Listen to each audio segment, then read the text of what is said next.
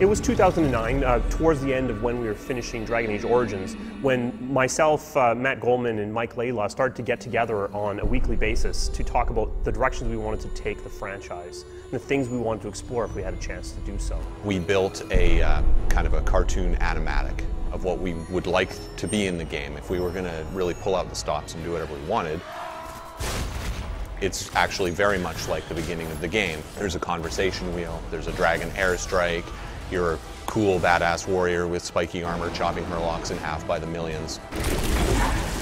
It was exciting. It was like, wow, man, can we actually pull that off? Can we feel like the party works together to demolish foes rather than having their disparate abilities? So brainstorming with the core leads on Dragon Age is pretty exhilarating. I really love to lead him astray with crazy ideas. Every time we would talk, I'd start talking about how every piece of our art would involve Ulrich von Hawk, the lycanthrope character of our game, howling and like tasting his own blood. Anyways, it kind of got out of control after a while, so I had to drop it. But it was pretty fun while it lasted.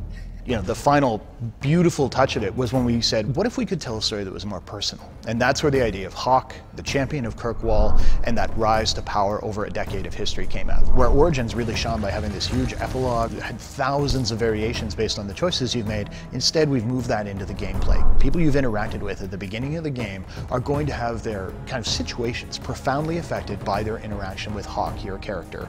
If getting the relic gets Castillon off your back, then I'll help you retrieve it.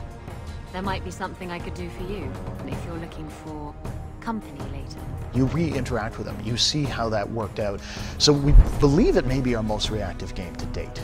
So here we were, we finished these brainstorming sessions. There's a lot of stuff on the whiteboards. There's a lot of pie-in-the-sky ideas. And then Dragon Age Origins came out, and it beat all of our expectations. Perfect scores, the VGA awards. We also had a bunch of meta reviews, comments coming in about Origins, and what really resonated for me was this resounding theme that Origins was an amazing story-based classical RPG, but that there were elements of it that seemed to be dragging. If you're telling a dark fantasy, you don't want combat to feel like you're playing a chess game with a friend. So that seemed to be the reviews. No one was really panning the game to me. It let you have this cool tactical experience, and obviously the story was intense, well loved. But the question for me was, is there any way that we could just take the RPG concepts, the very core tenets of it, and move it forward into a newer feel, something that would work as well on the consoles as it did on PC? We've really stuck to our vision. We've kept what was good about Origins and shaved off the edges and made something really unique. Matt wanted much more composed imagery, places that played up the character. I wanted combat that felt like it wasn't silently rolling dice behind the scenes, that felt like when I was pushing a button it was responding and my characters were responding accordingly. But because it looks faster, because it's got a character with a voice, because of this historical story we're going to do, it ran the risk of people saying, oh my god, that is so different, I'm not sure it's for me. And we knew that would be a potential problem. But at the same time, we also knew that the game we were designing was not one that would actually alienate them. So what we've been very open with is letting people go hands-on.